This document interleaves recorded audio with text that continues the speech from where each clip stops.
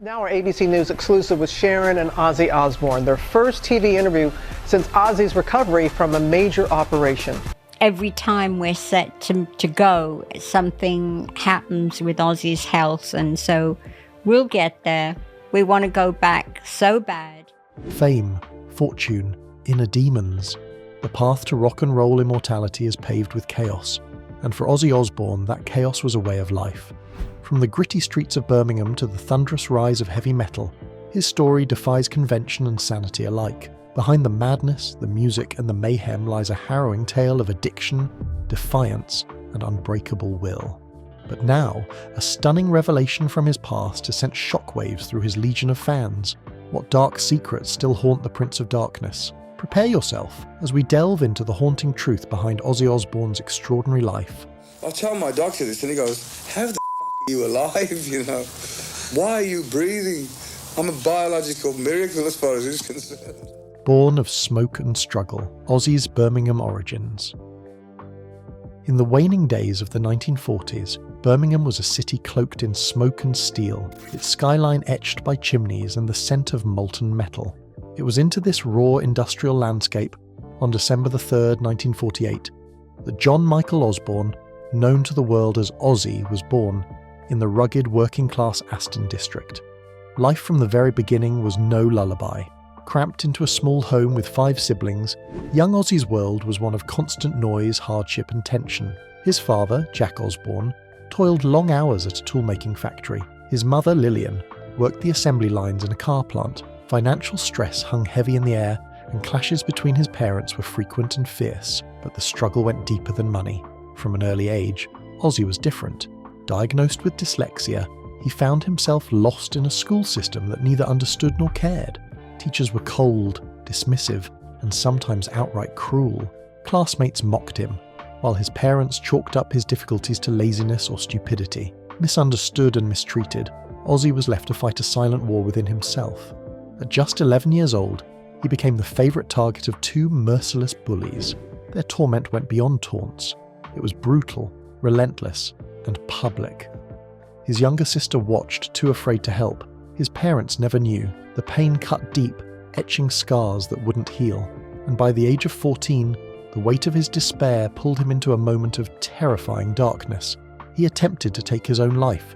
His father saved him, but instead of comfort, Ozzy was met with a beating. Pain, once emotional, turned physical. His suffering intensified. By 15, disillusioned and lost, Ozzy dropped out of school.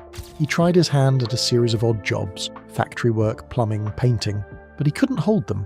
Carelessness, distraction, and a sense of not belonging followed him wherever he went. Desperate for money, he slipped into petty crime. At 17, it caught up with him. A short stint in prison awaited, marking yet another chapter in a troubled youth. But even in the depths of despair, one thing remained pure: his love for music. Amid the chaos, a single spark lit a fire that would never die. That spark was the Beatles. The first time he heard She Loves You, Ozzy felt something electric, a surge of hope, a vision of something greater. That moment didn't just stir him, it awakened him. It was the beginning of a dream that would defy every expectation and lead him down a path that would forever change the world of rock and roll. Rise, fall, and rebirth, the making of the Prince of Darkness. Ozzy Osbourne walked out of prison with nothing but a singular burning dream: to become a singer. He had no formal training, no money, and no experience, only a desperate hunger to escape the shadows of his past. That unyielding desire led him to answer a newspaper ad calling for a vocalist to join a fledgling rock band. It was 1968. A skinny, dishevelled young man with unruly hair and a voice more grit than grace stepped into a dimly lit rehearsal space in Birmingham. There, fate introduced him to 3 others: guitarist Tony Iommi, bassist Geezer Butler, and drummer Bill Ward. The chemistry was instant, and together they birthed something the world had never heard before. Originally named Earth, the band soon adopted a new identity: Black Sabbath, drawing inspiration from a Boris Karloff horror film. While others were singing about peace and love, Black Sabbath chose a different path, one paved with fear, darkness, and the unknown. With Ozzy's haunting vocals and Iommi's crushing guitar riffs, they gave birth to a sound that was raw, primal, and completely revolutionary. In 1970, they unleashed their debut album, Black Sabbath. The opening track, ominous bells, thunderous rain, and a tritone riff that seemed to summon ancient forces, felt more like a ritual than a song. Critics were dismissive, but the misfits, the outcasts, the forgotten, they heard it, and they felt seen. That same year, they released Paranoid. It was nothing short of a cultural explosion. War Pigs screamed against the machinery of war, Iron Man became a metal anthem, and Paranoid, written in just 20 minutes, became a timeless rock classic. In the blink of an eye, Black Sabbath had gone from unknowns to architects of a new genre, heavy metal. But success has a cost, and Ozzy's price was steep. As the 1970s rolled on, so did the records, each one heavier and more iconic than the last. But while the music soared, Ozzy spiraled. The drugs, the alcohol, the never-ending parties, they consumed him. At first, the whole band indulged, but while the others pulled back, Ozzy kept diving deeper. He started missing rehearsals, forgetting lyrics, lashing out at his bandmates. Some days he couldn't even find the stage. He was still the spirit of Black Sabbath, but his chaos was becoming unsustainable. Tensions boiled over. Finally, in 1979, the unthinkable happened. Black Sabbath fired Ozzy Osbourne. It was more than a dismissal. It was a death blow. Black Sabbath had been his lifeline, his sanctuary. Losing it felt like being erased. He locked himself in a hotel room, swallowed by drugs and despair. Music was gone. Hope was gone. Life, he thought, was over. But fate had other plans.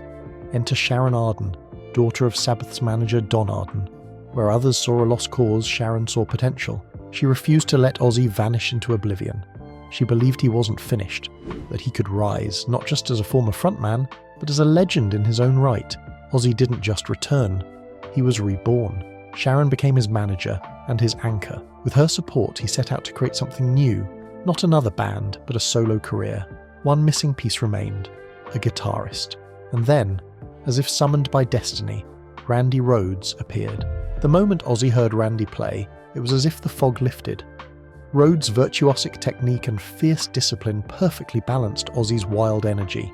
Together, they unleashed Blizzard of Oz, a seismic debut featuring now iconic tracks like Crazy Train and Mr. Crowley. The world took notice. Ozzy wasn't just back, he was bigger than ever.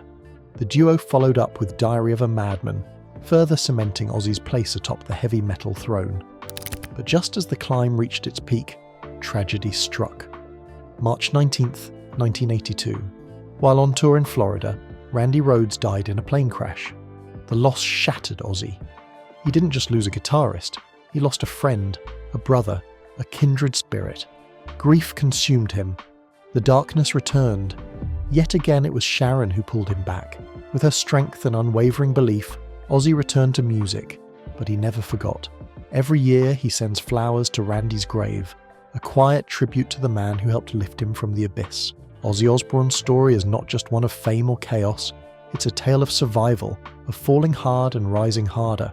From prison to the pantheon of rock gods, from rejection to reinvention, he has lived a life few could endure and fewer could survive. And yet, the Prince of Darkness endures. Because legends don't die, they evolve. The price of fame, Ozzy Osbourne's battle beyond the stage.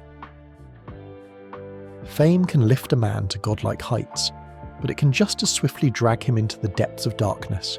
Behind the snarling mask of a rock legend, behind the flashing stage lights and wild performances, Ozzy Osbourne was a man quietly unraveling. Addiction, drunken nights, shattered relationships. His life off stage was anything but glamorous. His marriage, too, was no fairy tale. It was a storm of regret, betrayal and violence that nearly ended in tragedy. In 1971, just as Black Sabbath was storming the charts, Ozzy met Thelma Riley, a nightclub worker in Birmingham. They married in haste, and Ozzy became stepfather to her son, Elliot. Soon, they had 2 children of their own, Jessica and Louis, but domestic bliss was a fantasy Ozzy could never live. Love was there, yes, but commitment, that was another story. Fame kept him away, and so did temptation. On the road, it wasn't just the music, it was women, drugs, and chaos. He was constantly surrounded by distraction, and he gave in every time. His infidelity was so frequent, he eventually lost count. In one disturbing confession, Ozzy admitted to sleeping with 3 women right after calling home to tell his wife he missed her. As his substance abuse spiraled out of control, Thelma finally had enough. Though their marriage dragged on for more than a decade, in truth it had been dead for years. After the divorce, Ozzy would call the relationship one of the greatest mistakes of his life, not because he regretted leaving, but because of how deeply he had hurt a woman who didn't deserve the torment. If his first marriage was a disaster, his second would be both his redemption and his descent into an even more chaotic storm. After being ousted from Black Sabbath, Ozzy crossed paths with Sharon Arden, daughter of Don Arden, Sabbath's notorious manager. And Sharon didn't just believe in his music, she believed in him. When the world saw a burnout, she saw a phoenix. She became his manager, nursed his broken spirit, and reignited his career. But love with Ozzy was never smooth. He was erratic, addicted, and volatile. And Sharon, though fiercely strong, had her breaking point. Then came 1989, the lowest moment in their shared story. In a drunken stupor, Ozzy staggered into a room, stared directly into Sharon's eyes and uttered chilling words. "We've decided. You have to die." Before she could react, his hands closed around her throat. He began strangling her, his grip tightening, his mind lost in a chemical fog. It could have ended in murder, but they weren't alone. Others in the house intervened just in time, prying him off before it was too late. Sharon would later say that had she had a gun in that moment, she would have shot him to survive. The police arrived. Ozzy was arrested on the spot. He woke up the next morning in a filthy jail cell with no memory of the night before. An officer looked him in the eye and said, "You've been arrested for attempted murder. You tried to kill your wife." That moment shattered him. He had crossed a line even he couldn't ignore. After a night in jail, he was released, but nothing was the same. Sharon stood at a crossroads. She couldn't go on living in fear, but she also understood the truth. Ozzy was drowning and needed help. She fought for him again, fought harder than before. Rehab followed. It was brutal. The road to recovery was paved with relapses, breakdowns, and slow progress. But she didn't give up, and eventually neither did he. Their love, scarred but enduring, survived. In 1982, they married. Not because everything was perfect, but because they knew no one else could endure the madness and the love quite like they could. Together, they became a force, on stage, off stage, in business and in battle. But time takes its toll, even on legends. Years of drugs and recklessness left Ozzy physically broken. In 2003, a horrific ATV crash nearly ended his life. A shattered vertebra, 8 fractured ribs, a broken collarbone. He was immobilized, but not defeated. He clawed his way back again and returned to the stage. Then, in 2019, another cruel blow. Parkinson's disease. The diagnosis was devastating, but it didn't silence him. If anything, it made his will stronger. He continued recording, performing, pushing forward, declaring that music was the only thing keeping him alive. It was his lifeline, his legacy, his last battle cry. But Ozzy's story isn't just about the music. It's about survival. It's about a man who stared into the abyss, lived in its darkness, and somehow came back again and again. From biting the heads off bats to bearing his soul to millions, Ozzy Osbourne has become a cultural icon. Not because he was perfect, but because he was real, messy, broken, and honest. In the early 2000s, the Osbournes brought him into living rooms worldwide. Fans saw the madness, yes, but also the humour, the vulnerability, and the human beneath the legend. He wasn't just the Prince of Darkness, he was a father, a husband, a survivor, and the world loved him for it.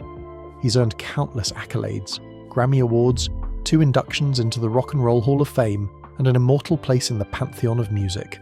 In 2025, Ozzy announced his final tour, a farewell, a closing chapter to a life lived on the edge.